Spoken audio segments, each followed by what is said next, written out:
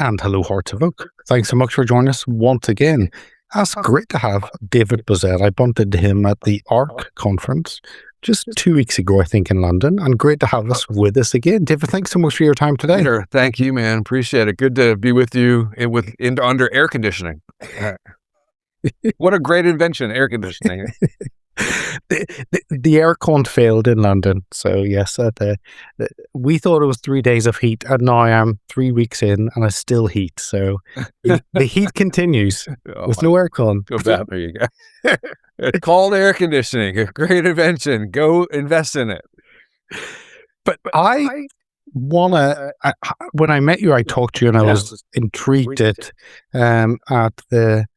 the MRC and the work you've done over the decades, and you've obviously taken the helm in the last year. And we talked a little bit of going back, but maybe if again I can take you back a little bit to your background, you growing up in a household with your father, obviously, who was politically engaged. I guess that rubbed off on you. Give us a little bit of that, because I think that lays the scene for the work you do today. Yeah, I was conservative in the womb. Growing up in a Bozell, Buckley, by extension, household, there was no other choice. I mean, there was, but it was not uncommon to go visit my grandparents in Northwest Washington, and Judge Bork would just stop by randomly, and just different luminaries in and around Washington, D.C. So it was definitely unique, and childhood, even for Washington D.C. standards. And I just remember my father was running an organization called the National Conservative Political Action Committee, NCPAC for short, one of the first independent expenditure operations of its kind.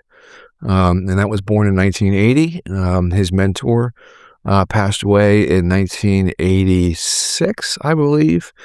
Asked my father Brent to take NCPAC over, and they were prepared. He was prepared to do that, but then his mentor's sister wanted to take over, and my father said, "Okay, I'm not going to stand in the way of a family drama or the extended family's wishes.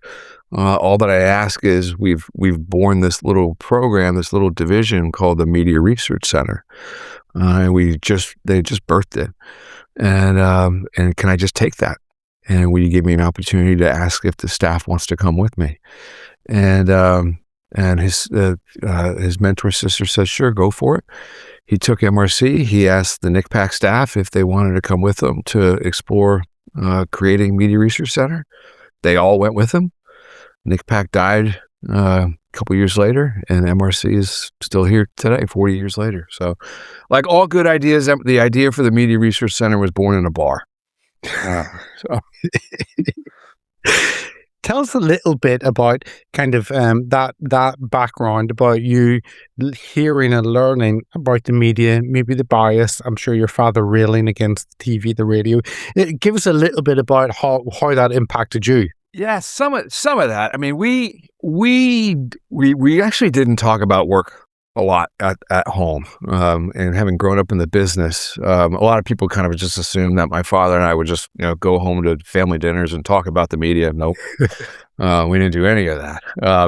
I do remember when he quit NCPAC, and they had no money. MRC had no money, and so my father was doing fundraising from the house, and I was, gosh, I don't know, 8, 9 years old.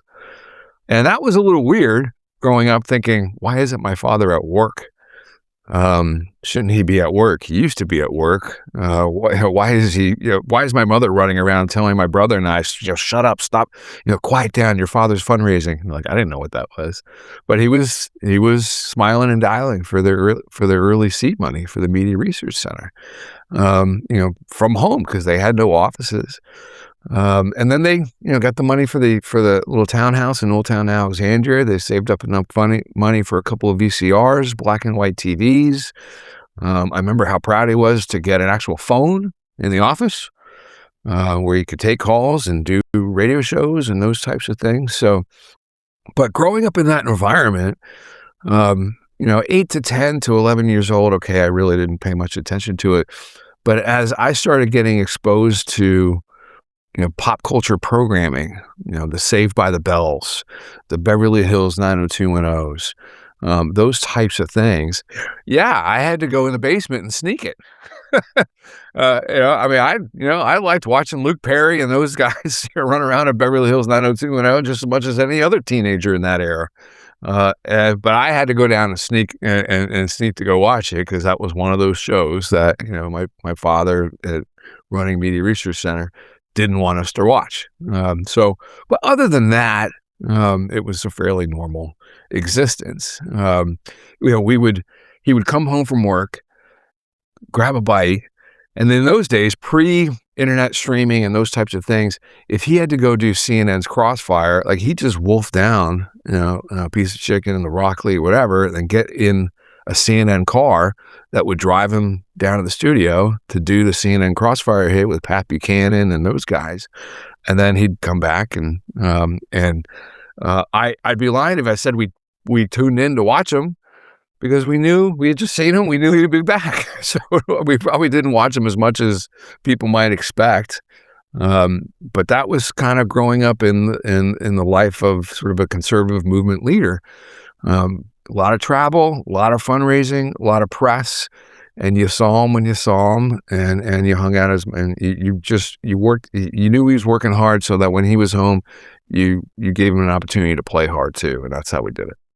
Was it more of the kind of conservative specifically? Was it more the Christian side? Was it more the pro-Republican? Was it anti-democrat? I mean, where kind of did his drive lie on that for the family? Yeah, so it was one, having grown up with Bill Buckley and his father, Brent Bozell Jr., and having those guys having started National Review.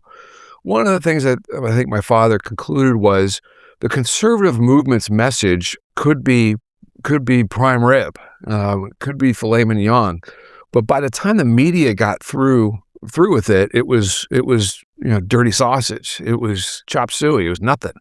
And so going after the press and making sure that the conservative ecosystem got a balanced representation from the larger legacy media became his main focus. And his attitude was like, we've got to plant our flag on these things. If we're not going to go after the press, whether your top issue was tax cuts, abortion, Star Wars back there, back in the 1980s, missile defense, whatever the issue of the day was, if you thought you had a good message, by the time the press got their hands around it, it was the general public would just see it as awful and not worth pursuing. And so his perspective, I think, was unique because he watched his father and his uncle deliver arguably some of the best messaging of the conservative movement's history. And if those guys, even though they were popular in their own rights, but if those guys, Bill Buckley having the most longest running television show, firing a line in history, but those guys just, like, in my father's opinion, I don't think I'm misjudging this. The conservative message just hadn't broken through into the mainstream. It was still this niche thing, and it didn't. And I think my father's attitude was it doesn't have to be, and that's the attitude I carry with in my tenure here. We've got the best messaging. Some of the best messengers. We're so much more advanced with our tech and the way we use our tools now, as opposed to yesteryear. There's no reason why the conservative ecosystem can't be mainstream. It should be the mainstream. And so, that's some of the things that I've tried to carry forward into MRC 2.0. But that was really the genesis of creating the MRC, which was, we could be great Republicans. We can vote the right way. We can think we have the best message. We can think we can come up with the best ad that money can buy. But by the time the press gets its hands around it, it's going to be junk, according to the eyes of the public. So you have to go after the press. And you have to make sure that that the public understands that the press is left wing, and you've got to do that not just anecdotally, but systematically and quantifiable. And that's how the research in Media Research Center operation was born. tell me about you mentioned about your dad kind of fundraising at home and doing that and not how much money, and now where you are today is a world away. But at what point did it get traction, and did individuals realize this is something we have to fund? The left are winning on the funding battle, and the right need to actually put money into these entities. Kind of, how did you see it? At which point it begun to get traction and begun to get support? I think from kind of those concerted donors. Yeah, he had some fundraising. He having gone through NICPAC. He was plugged into the Hunt family in Texas and plugged into the Bean family, LL Bean. And Linda Bean.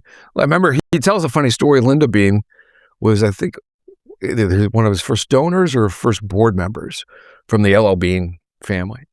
And I think he tells the story better than I do, but he said, the first board meeting, she said, "Who the hell do you think you are? Taking on, ABC, NBC, CBS."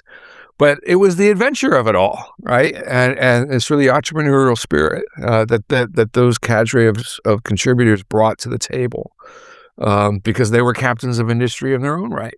And they knew that they had to tackle somebody or a competitor to get to where they were. And so they saw that in my father. Where the organization, programmatically, I think, started first having traction was sort of kind of a parallel. One was the '88 convention. They actually figured out where the reporters' rooms were in the hotels of I forget where the '88 convention was. I think it was New Orleans. And they started transcribing all the nasty things that the networks had said in the evening news recaps of the '88 Republican convention and comparing their reporting to the Republican convention, to the Democrat convention. And then they would find out where all the reporters' rooms were, and they would slip the quotes underneath their doors. And it was just sort of MRC's introduction into sort of the broader news ecosystem. These reporters and anchors are getting this, what they think, or they originally think it's a bill. And they're getting this sheet music of, wait, I said what? I didn't say this, I didn't say that. And that was not uncommon. We would have reporters and anchors call us after we republished something that somebody said that was nasty. And he said, "Well, I never said that." And we just press play.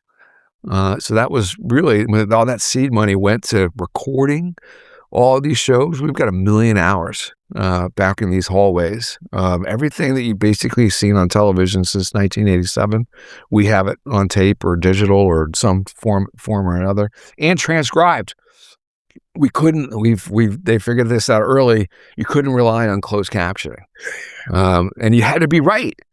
You had to be right. That and 38 years plus, this organization has never been wrong, never misquoted anyone, because we use the transcript. We have transcribers and we tape everything, and so it's a testament to the quality of the work that people here want to come in and do here. And but that was the first foray, and then Rush, Peter. I mean, Rush was a force like none other. Starts off in Sacramento. He and my dad became close. We may have talked about this at ARC, but it was when Rush was playing a clip that we had found, we would email him, or basically before pre-email, we'd probably send like some carrier pigeon notification, say like, "Hey, we've got this a clip of Tom Brokaw, saying something ridiculous, just making this up." So if Rush wanted to play the clip of Tom Brokaw, he would put his phone to the EIB mic, and we would put our phone to our VHS tape, which was a television plus VHS tape built in one, and we'd press play and beam it to Rush's phone, which would beam it to his microphone, which would beam it to his audience, and that's how that was done back then. And you just cross your fingers like, I hope this works. And we got into a rhythm. And then thank God email was invented and we can just email clips. But the fact that Rush knew we were so simpatico with his vision of not just America, but just how the conservative ecosystem should be thriving. That was, we had a partner in crime with Rush. And then Fox News comes along and we were off to the races. Tell tell me about a little bit, because again, looking back, and I mean, Rush died, what, 5 years ago, and looking at what Rush Limbaugh did, laid the foundation, the initial person that really sparked that conservative radio, talk radio, what we have today. Everyone stands on his shoulders, but you kind of were connected there at the beginning. That's fascinating. Give us a little bit of an insight into kind of working with him, connecting with him, seeing him. For I'll tell you a personal anecdote in a second, but remember, Media Research Center was officially started in 1987. That was the same year the Fairness Doctrine was lifted off of talk radio. Uh-huh. So Rush could get syndicated. And so it was, I think it's, divine intervention, quite honestly, when you sort of pair up the two things, where we had the clips and the quantifiable examples of bias, and we could broadcast it through this man, Rush Limbaugh, who had the on-air broadcasting talent to take it to tens of millions of people a second. I mean, pre-Rush Limbaugh, you had National Review once every 2 weeks, right? Now you had a guy on the air 3 hours a day talking to 15, 20 million people every second for 3 hours a day, and they were glued to him. And I don't think there's been a more loyal audience than the ditto heads of the Rush Limbaugh army. My interaction with Rush, we had him as a special guest at the Omni Showroom for our 20th anniversary, I believe, and it was Rush's first public appearance that was not on his show, sort of first speaking public appearance, post kind of getting busted for the prescription drugs that he was addicted to, and then getting the cochlear ear implants. And so all post surgeries, and so he had these demons with prescription drugs that he battled through, but he hadn't really made a public speaking appearance since those issues had been revealed. So my father asked him to do a surprise appearance to close the show of the Media Research Center's 20th anniversary. And I knew it. My dad, I was the only one that really knew it, and I was going to be Rush's Sherpa. And so I had worked it out with his bodyguard, who Rush had affectionately named Stalin. And Stalin was going to meet me at this industrial entrance in the back of the Omni Showroom. Rush was going to fly in from Palm Beach and land, and I'd bring him into the green room and I had this mapped out back way, and it was kind of fun for a kid to be responsible for closing out the show, and this was going to be a surprise thing. So at the aforementioned moment, and this is like flip phone stuff, and you're in a ballroom in Washington, D.C., Peter, so like you've got no service. So I realized that during the event. So I step out of the event, and I'm waiting for Stalin to call me. He finally calls me. He says, "We're here." And I was like, "No, you're not. I'm at the spot where we agreed, and I don't see a stretch limo, and I mean, where?" And he said, "We're in the hotel." And I'm thinking, okay, great. Now I've just like blown this surprise. Okay, well, where in the hotel? He said, "Well, we're just down the lobby hallway." I'm like, great. Now he's out in the open. And I said, "So what's around you?" He said, "Well, a floral carpet and some Monets on the wall." Now, if you've been in every hotel in Washington, D.C., every hotel has floral carpet and Monets on the wall. So the Omni Showroom has like a T lobby. So I go into the center, and I have a 50-50 chance of running down one of the hallways and being wrong. Of course, I'm wrong. So I hustle all the way back to the other one, and I hear Stalin's voice getting louder. And I just get to the end of this hallway. I'll never forget it. I get to the end of this hallway, and I see Stalin, but I don't see Rush. And I said, "Where is he?" And out steps Limbaugh from behind a fake bush in this hotel, in this elevator corridor. And he's just this, just laughing, just his quintessential laugh. And he was so proud of himself that he was hiding behind a bush and he hadn't been spotted. I mean, it was the funniest thing. And so I bring him down the secret pathway into the green room, and he leans into me and he says, okay, so tell me what's going to happen.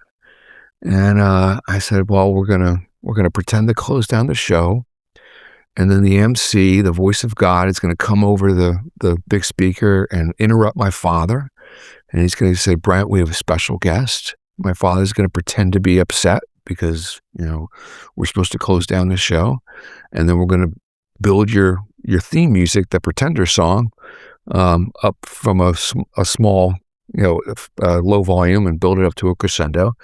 And you go out there and reap all the rewards. And he said, well, what do you want me to do? I said, you don't have to do anything. You can go out there and just light a cigar and walk back off. Just do whatever you want. It's your thing. And he says, are there stage lights? And I said, yeah, there's stage lights. And he says, well, what if they don't applaud?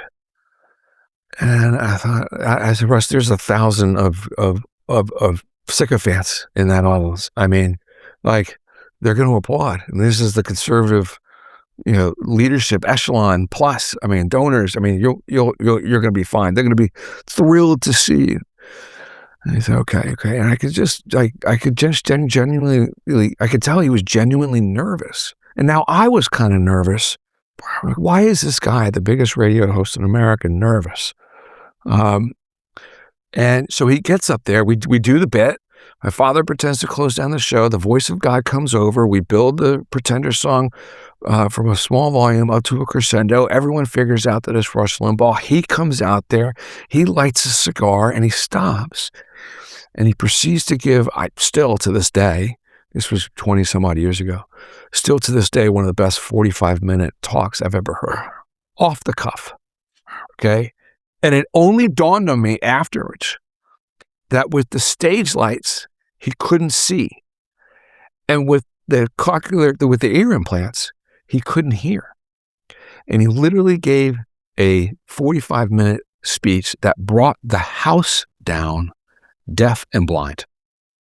And he had no idea of the applause line, nothing.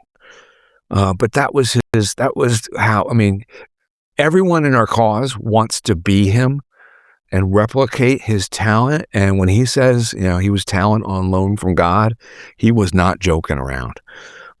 He was dead serious about that. And there will never be another one like him. And I always remember that because I know everyone's trying to be like him. And to pull that off, deaf and blind, was incredible to witness. So that's sorry for being long-winded. No. I've got a left field question on when you look at these figures and no one is perfect. You look at President Trump and certainly not the perfect man. And we're not looking for messiahs. We're looking for leaders who can actually provide a vision for the country. But you look at Rush, and I think he was married 4 times, and you kind of think how that kind of fits with a conservative. And it doesn't mean you look through the Bible and you look at the figures that God used and they're not perfect. So I'm wondering how kind of that fits in, or how maybe you saw that, or how it fits in with the church, or whether it was criticism, or kind of how did that happen or work? There's so much of I don't know if he would survive. I think he would survive, but he would certainly struggle with those questions in the modern era, right? In the social media era. I remember when the Billy Bush tape came out, I was at a Nationals game, and a reporter called me that there was this tape of President Trump saying nasty things. And I don't know, my instincts were look, we're not electing saints. Okay. I mean, let's, and so, but with Rush, he was such a public enemy number one for the left. I mean, they tried so many times to get him off the air with these fake AstroTurf efforts to threaten advertisers that he sniffed out. And he would prove that it was like 13 guys in a basement in Timbuktu that had somehow manufactured, thousands of complaint calls and thousands of complaint emails and those types of things. And he would just run it back to the sponsors and says, you can believe me or you can believe these guys that I've been picking on. And most of the sponsors almost always sided with Rush because he was financial gold for them. But he had to do that. He had that burden where he had to prove that the opposition was more often than not just astroturf. But in terms of his personal failings or challenges, I don't think the conservative movement would be where it is today without him. I think that's an obvious thing. But when you kind of look back and at the Clinton era, boy, was there a void in leadership, and then subsequently the Obama era, where George W. Bush, avenges 9/11, takes us into Iraq, can't find any weapons of mass destruction, proceeds over the collapse of the housing market, or presides over the collapse of the housing market, presides over the collapse of a lot of massive Wall Street financial institutions. And the conservative movement was just scratching our head, like kind of lost in the wilderness. Like, now what do we do? Because Obama's just wiped us clean off the map. And we can't really, sing the praises about the last 8 years, certainly in like the last 2 or 3 within the George W. Bush administration. And Rush Limbaugh is asked, I think it was by the New York Times, for an op-ed as to how should we greet the Obama era. And he pens a 4-word op-ed: I hope he fails. And it was brilliant. And it just snapped everybody out of it. Like, okay, yeah, that's right. We know what Obama's going to try to do, and our side may have screwed up or mishandled a ton of things, but we're gonna fix it. And we know we have the economic philosophy and the cultural philosophy to spearhead those remedies. And but Rush snapped us all out of that. And so, again, another testament to his brilliance. What are your thoughts on, and I want to get back to MRC, but what are your thoughts on, I think Rush has spanned a huge amount of people. Of you Tucker, and then Tucker's gone funny, but you've got Hannity, there with Fox. You've got Glenn Beck, obviously has been there for so long. You've got Steve Bannon, such a loyal following. Andrew Breitbart back in the day started Breitbart. You've got Chris Ruddy started Newsmax. You've got so many figures.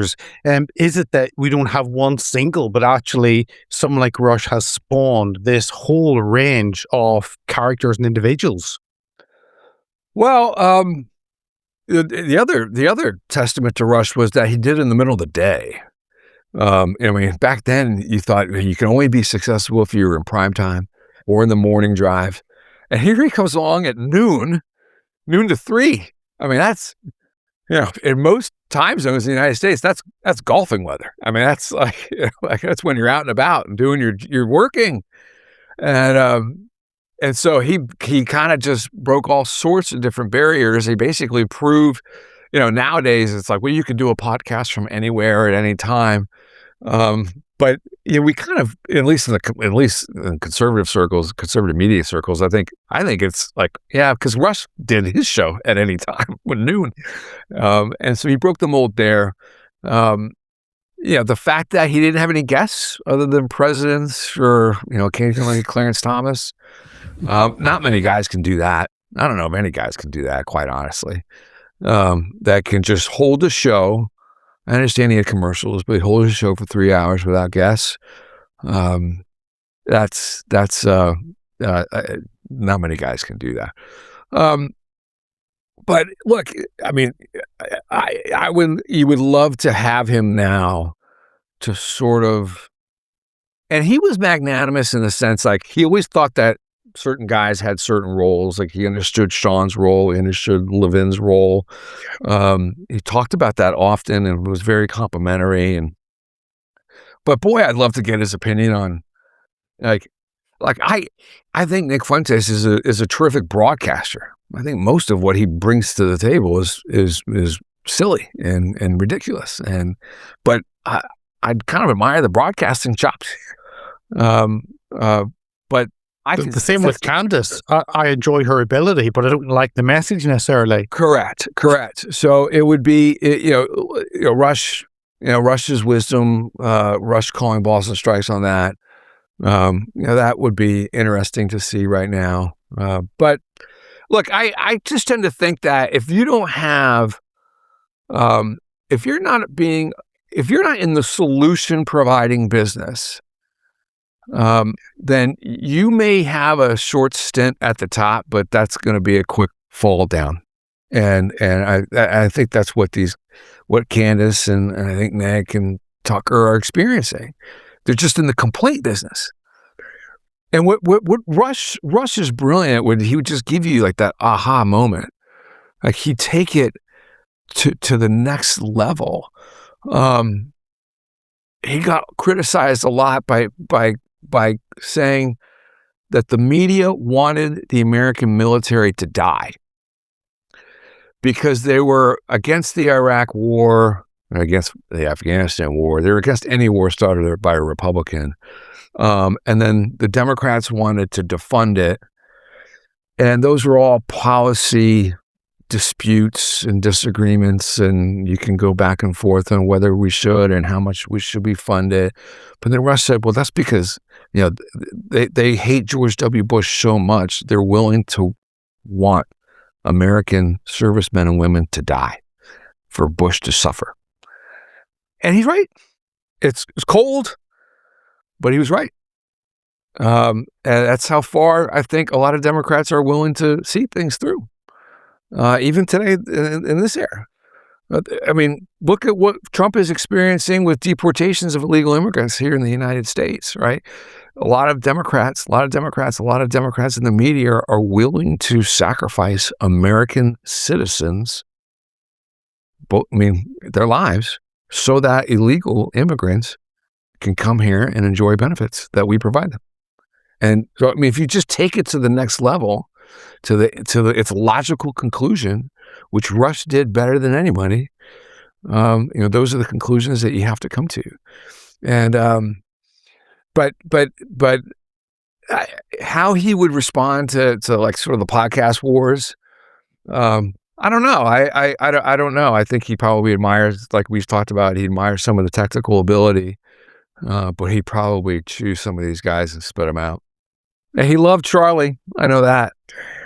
And they had a really good relationship too. So he admired Charlie's, Charlie wanted to be like Rush to just to the extent that, he wanted a successful show. Charlie was always inquisitive about conservative movement leadership, how they got their message out, always learning, always asking us those types of questions, and then leaned on Rush for all sorts of expertise. And it's terrible that we've lost those two guys in the last 5 years, both of them. Terrible. But it's actually allowed guys like Fuentes and Tucker to sort of spread their elbows out and say extreme things and get a bunch of clicks. Tell me how, because I was talking to someone who met Charlie whenever he was 19 with Newt Gingrich at a fundraising event and helped fund him back in the day and was a mentor. And you realize someone like Rush, 70, getting near the end of his life, although still too early, Charlie very early on.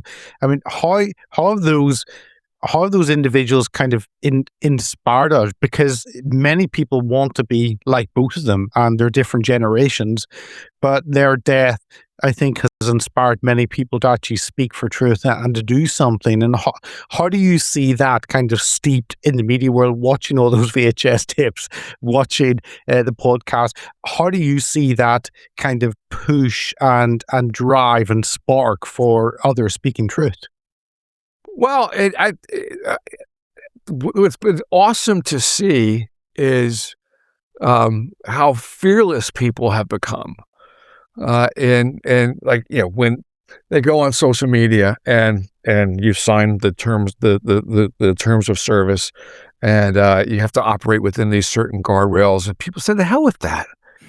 The hell with that. I'm gonna say what I want to say, and if you kick me off, you kick me off, and I'll get more popular because you've kicked me off, or I'll go find another platform to go speak the truth. And now, the downside, I suppose, for lack of a better phrase, is that you've given, technology, it really has provided opportunities for Candace to spew whatever the hell she's spewing, and that's really particularly sad, because I think people, those of us who are in this world, we all kind of knew that Candace and Charlie didn't get along for a long time, and she was bitter that I think the TPUSA donor community basically picked Charlie over her, and she's always been bitter about it. And there's all sorts of silly, goofy stories of the two of them at each other's throats. And I think you boil this down simply, because we're in the throes of the Charlie Kirk trial here. If you boil that situation down simply, this is just her opportunity to vent as much invective against Charlie as she wanted to get out there, but couldn't, because he was alive and he would punch back. And now he can't. And that's, to me, that's unforgivable. Almost the worst, because Erica can't punch back because she's not the same level as Charlie. She's a different person.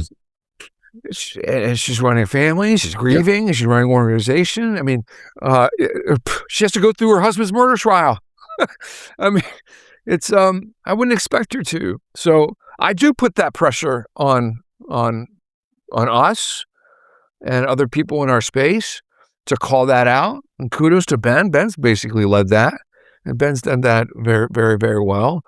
And I don't have any patience for folks that say, Candace, may have a point, and Gypsy. I don't have any patience for any of that. And so when guys like Fuentes go into those waters, like, click off. No, thank you. No, thank you.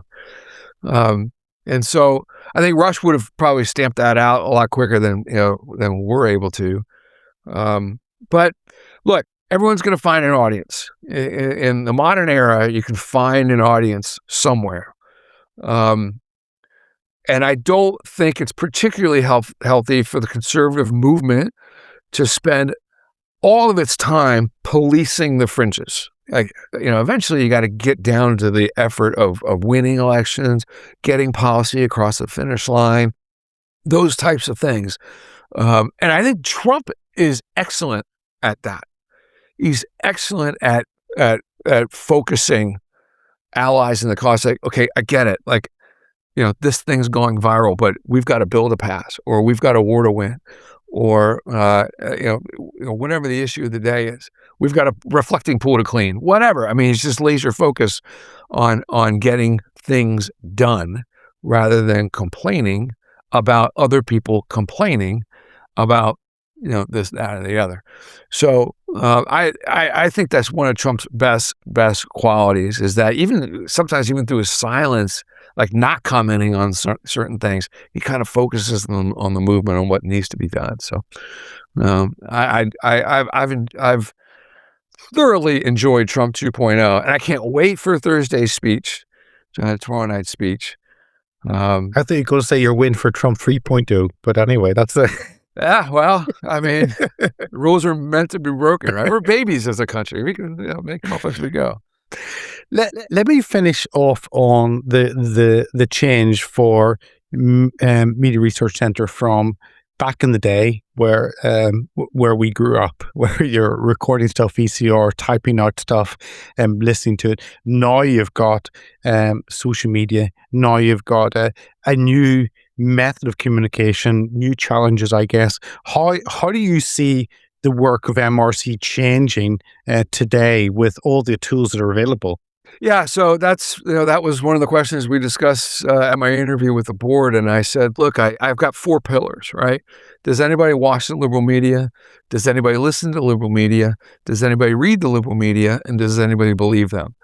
And if we can check off all 4 of those boxes, I think we could basically spike our football and say we've done our job. Now, does anybody watch these guys? CNN, MS, whatever you want to call it. I mean, the only ones really watch them are us.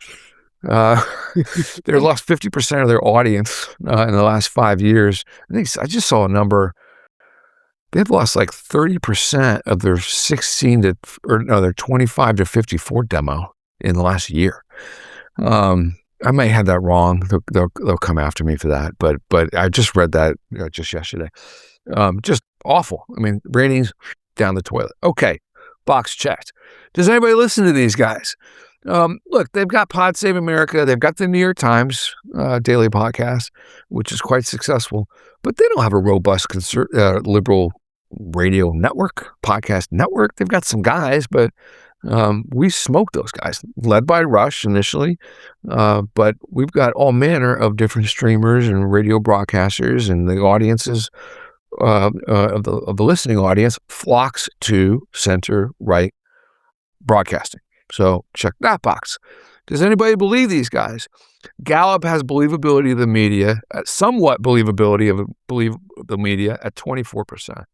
The total I believe the media, anything it tells me, is 8%. You're not going to get much better than that, right? Nobody believes these guys anymore, right? Their credibility is in the toilet. So why is it, getting to our 4th pillar, okay, does anybody read these guys? Why is it that the New York Times is the #1 news website in America, 400 million hits a month? Why does CNN, often days the #3 rated news network, the 2nd highest rated news website in America at 330 million hits a month? And on it goes. All these little anomalies. Al Jazeera is a top 30 website. NPR is a top 30 website. Newsweek is a top 30 website. NBC, ABC, CBS, all these guys that nobody watches and nobody believes and nobody listens to, and yet somehow they're getting tens of millions of visits on their websites a month. And it all points to the points of entry on people's phones nowadays. Apple News comes preloaded on every iPhone. Google News comes preloaded on every Android. MSN comes preloaded on every desktop computer. And those guys are farming out left-wing liberal news media bias by the dozens every single second. And so what we've done, to answer your question more succinctly, MRC 2.0, we've built a digital news tracker. We can track everything that these guys are pumping out. We can track the hierarchy of these stories. So, I think Yahoo will broadcast some Fox. We'll put some Fox stories up there. But the average position of a Fox story on Yahoo is 24th. In other words, you have to go through 23 stories to get to a Fox story. And then we can track the quality of that story. So is it political? Oftentimes it's not. Oftentimes it's, police officer saves cat out of a tree, last picture of girl before she falls off cruise boat, that kind of thing. So I want to change that system, right? 58% of Americans reported last year that they get their news from one of 4 places: Apple News, Google News, Yahoo, and MSN. Okay, the points of entry on the device that they check 200 times a day. So I told the board, and I told the team when I got in here, so we're going to make this a laser focus of ours. We're going to do what we do. We're going to tape all these shows. We're going to transcribe ours. We're going to do all of our studies. We're going to track the negativity ratings of the press, of the president, all those things. We're going to do all that. But we're going to add this component because I want to swing my swing, and I want to see if we can say we beat them. And then if we can lower left-wing news traffic from these distribution centers and increase center-right news traffic, which would be sort of the default thing that would happen, then we start to make the argument that the conservative ecosystem is the mainstream in the United States. We're the most watched, we're the most listened to, we're the most read, and more people believe us than those guys. And you can say that we're the mainstream, media news ecosystem in the country, and that should be our goal. Right. Just final leaving thought is, what about the audience? What can they do? You're doing this heavy lifting. What can the audience do? Is it about actually reposting what you're putting out on X? And there's the X link of both you and the MRC. Is it signing up and be part of it? What kind of can they do to make sure that your message is amplified? All those help. All those things help. But I'd also, if you want to have some fun with this, look, Apple News is preloaded on every iPhone. Okay, I know your audience and certainly ours probably doesn't go to it because they know what we're trying to do. But understand, your neighbor is on it, right? I call the audience that we're trying to affect is what I call the blissfully ignorant, right? And we all have our neighbors and friends and family who's like, I don't know what's going on. And I don't want to know what's going on because I get these push notifications on my phone and I see the headlines and that's all I really care to know about. But imagine if that push notification that comes from Apple News came from Breitbart instead of ABC. Or imagine if it came from Daily Caller instead of CBS, right? We should be demanding those things. So if you've got your apps up, it's going to be a unique activism thing to do. If you can do it from your couch, just go through Apple News, Google News, and pound these guys. Complain to them. Say, where is a center-right representation of the news? We just did a study. Apple News and Google News between the months of November and May 30th, did not publish a single negative story about Graham Plattner. Not a one. Not a one. He was topic du jour on every cable news network in America for months. For months, whether it's Reddit posts, Nazi tattoos, women, more women, abusive women, all manner of different scandals. We counted at least 112 different articles that reflected those topics within the center-right ecosystem that Apple News and Google News summarily ignored. I know there's dozens more. We just stopped counting at 112. Okay, there's dozens more they could have chosen, but it's a blockade. Why? Right? Are they running a protection racket for Graham Plattner? Or they just sort of, are these editors or the algorithms like, no, I just want the New York Times. I just want CNN. I just want ABC. I want the known entities. There's no reason why our guys can't be the known entities. And so, that's what I would encourage your audience to do if you could find some time on your couch. Go into Apple News and go into Google News and go into Yahoo and go into MSN. They may not be your places for news, but understand your neighbors getting their stuff from these places. And go in there and drop a note into them. You demand a balanced ecosystem. And if there's for every New Republic article, there's going to be there. I want a National Review article. Or maybe not National Review, but something. One of our cousins, Daily Signal. Those types of things. I tell you, for your audience, the UK papers have figured this out. The Sun, the Guardian, BBC, all three of those are top 35 news websites in America. Yeah, and I'm thinking, like, the Guardian, really? So there's it's either pay to play or something that's happening. Daily Mail is also another one. So four UK-based papers, news websites are in the top 30, 35 news websites in America. So that's all because of the distribution help that they get from Apple News and Google News. I want to encourage independent journalism. And I've told our supporters this, and people may not like to hear it, but I'm going to do it anyway. I've told our supporters this, and we're going to swing our swing for a few years. But if I feel like the conservative ecosystem has not taken advantage of this, what I consider to be a little bit of a glide path to get on the biggest distribution centers that man has ever created, If I don't think that we've taken advantage of this, I'm going to let people know it. We should be applying to get on, and you should be public about the rejection. If you do get rejected, send it over to the Federal Trade Commission. They'd be quite interested in hearing that story. And because they're investigating whether or not these guys are engaged in a deceptive business practice. So, we've, just like Rush planted his flag, right? Just like, Media Research Center planted their flag. Just like Bill Buckley planted his flag with National Review. Just like the American Spectator planted their flag back in, back in the 60s, 70s. We've got to plant our flag. We've got to fish where the fish are as a movement. And if more than half the country is saying that they get their news from this device, not X, the device, not Blue Sky, the device, more than half the country is saying they get their news from that, you got to listen to them. So fish where the fish are. David, it was an honor to meet you. You've been on my list for a long time, and it was great to meet you. Great to hear about the background of MRC, great to hear about Rush and some of those stories. I love when you have a guest on and you get an insight into their connections that the audience would have no clue about. So I really appreciate you giving us your time today. Thank you, David. Anytime, Peter. Take it easy.